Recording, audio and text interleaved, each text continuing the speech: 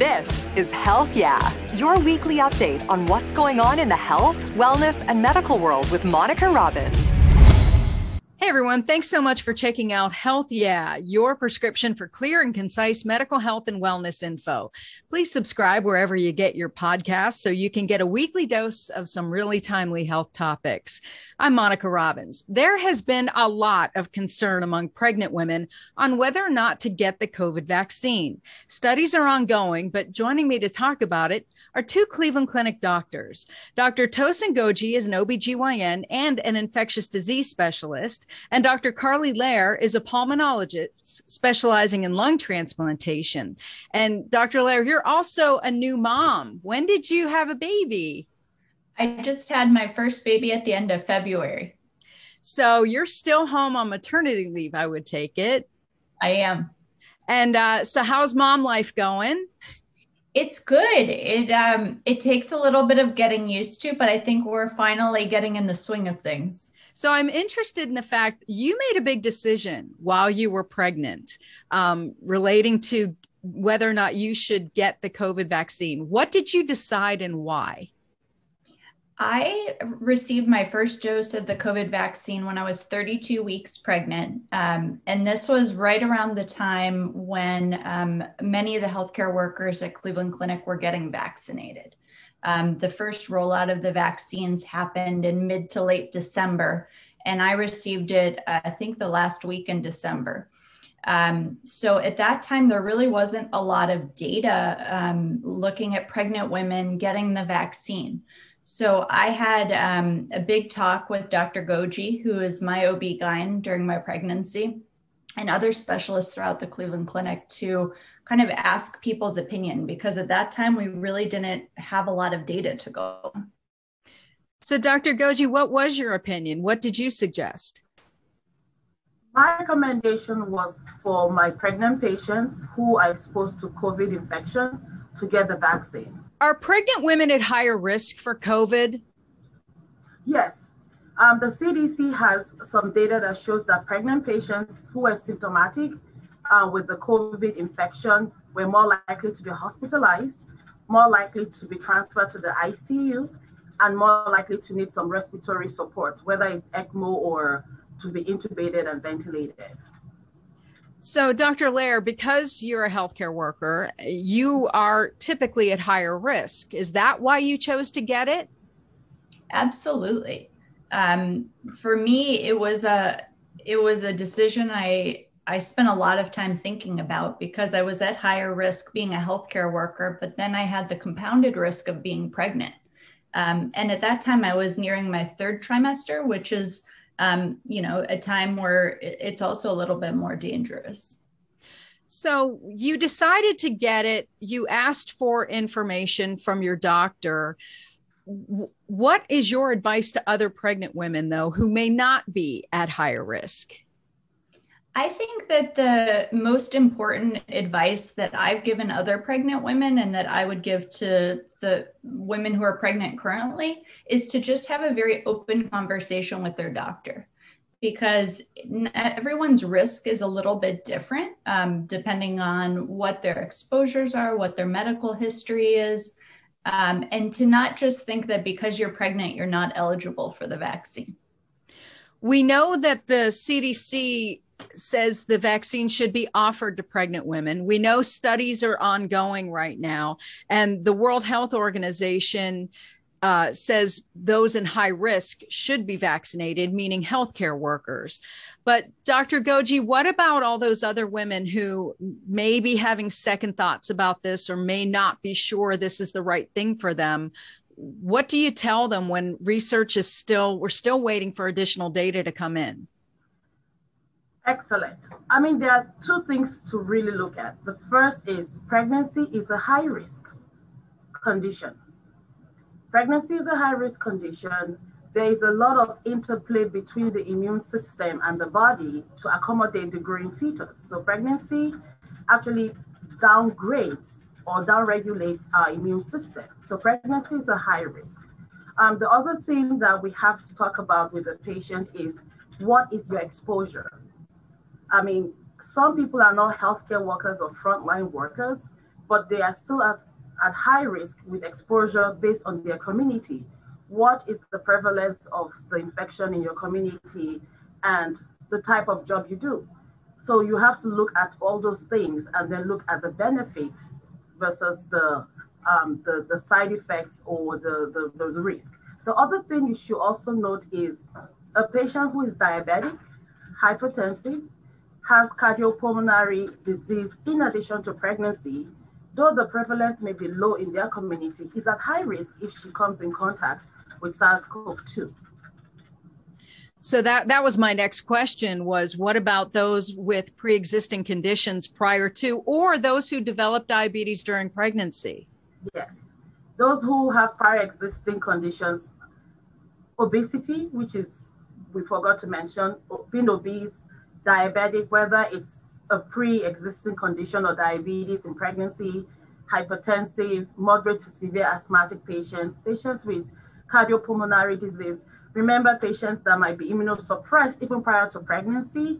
So having that discussion with your provider is important to actually look at what makes you at high risk, not necessarily just because you're exposed to patients.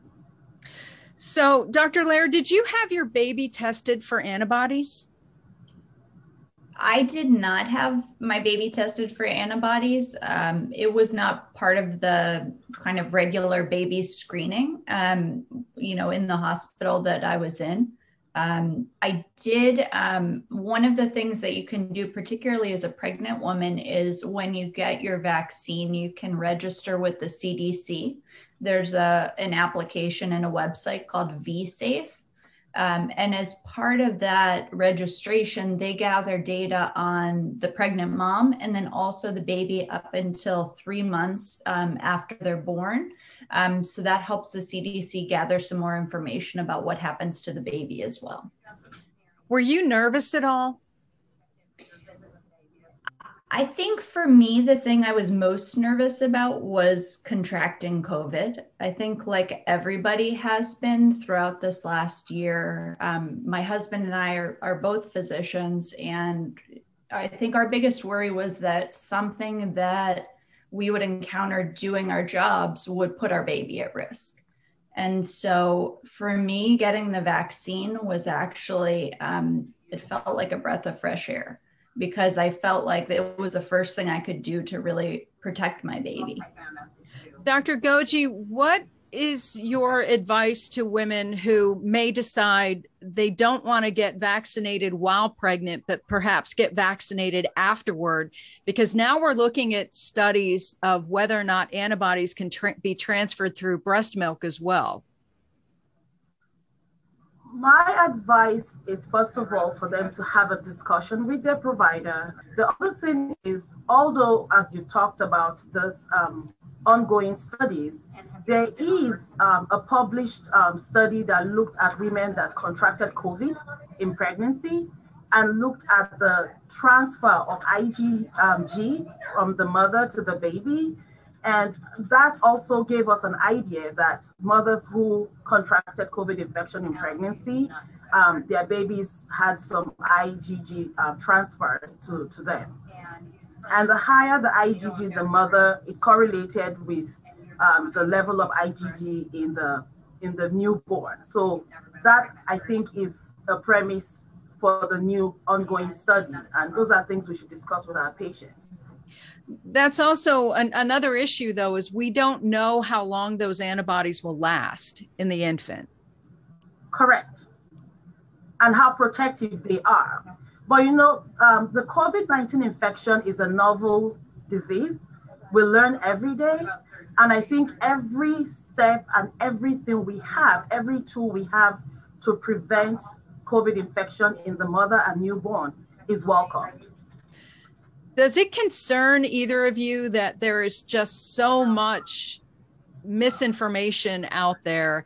And I'm hearing from more and more people, even though millions of people have already received the vaccine and there have been very, very few side effects, that a lot of people are concerned at the fact that they know when they sign that waiver that if something does happen, they have no recourse. They can't sue the pharmaceutical company.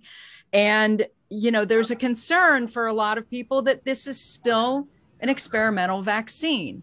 How do you calm people? How do you allay fears when some of these concerns are legitimate? The concerns are legitimate, and the first thing is having that discussion with our patients. Every patient's concern is not the same.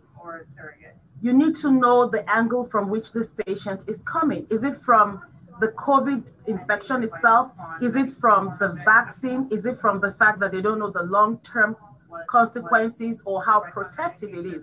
Education from the grassroots up is very, very important. And as a provider, we need to be transparent to explain what vaccines are to our patients.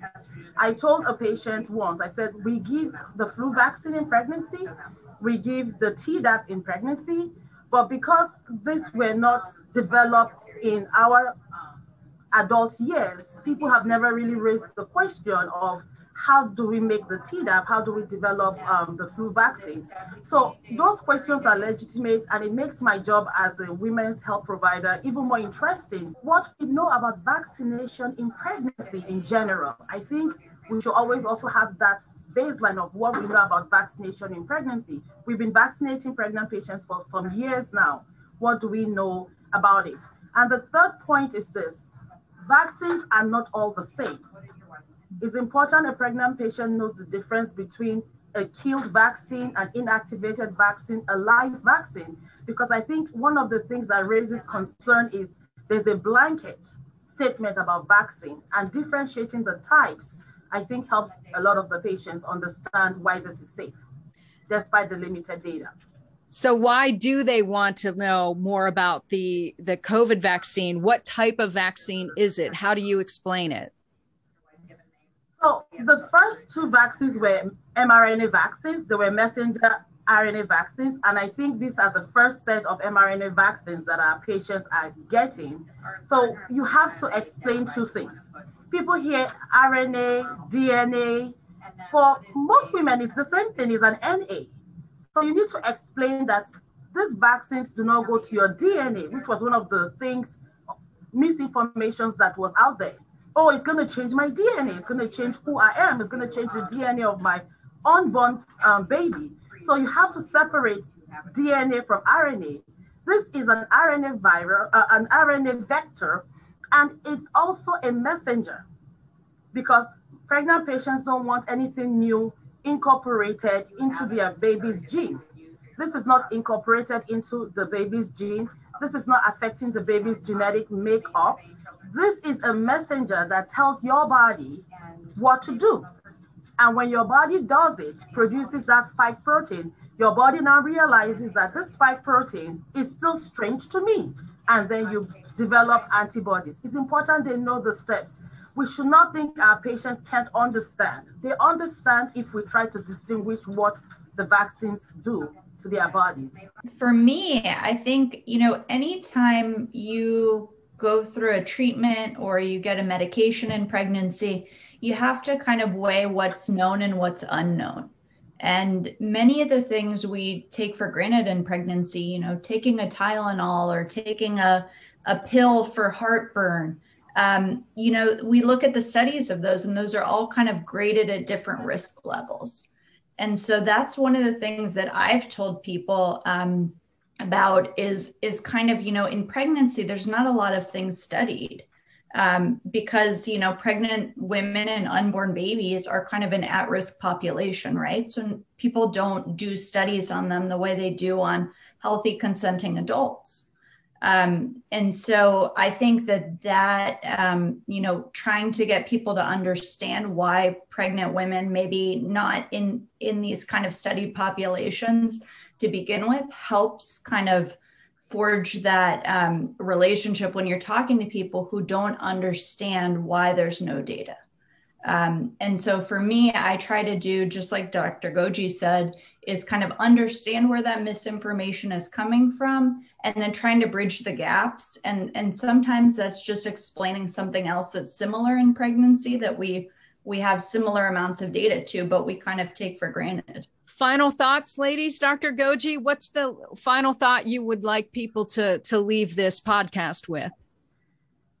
I think I have two thoughts. The first thing is this: COVID COVID-19 infection is real. Pregnant patients are at high risk, and you must always have that as a baseline to weigh if you want to get the vaccine or not. That is one. And what Dr. Lehr said is very important. Pregnant patients traditionally have not been included in clinical trials at the initial phase, and this has not been different. So they shouldn't think that is another reason not to embrace this tool that we have to slow down or actually stop this pandemic from going on. Dr. Lehr, what would you like to leave people with? I would like to leave people with the thought that before you make the decision about if the COVID vaccine is right for you, it's important to have a conversation with your doctor and be honest about what your fears are. I think sometimes people are afraid to go in and say, I Googled this or I saw this on social media. But sometimes identifying what those pieces of misinformation are in an open way helps people to make a more educated decision. So for me, that was the most helpful thing, is kind of going straight to the source and getting good information. I'm so glad you brought that up, because at the end of every podcast, we always tell people there is no way in health you want to go Googling just anything.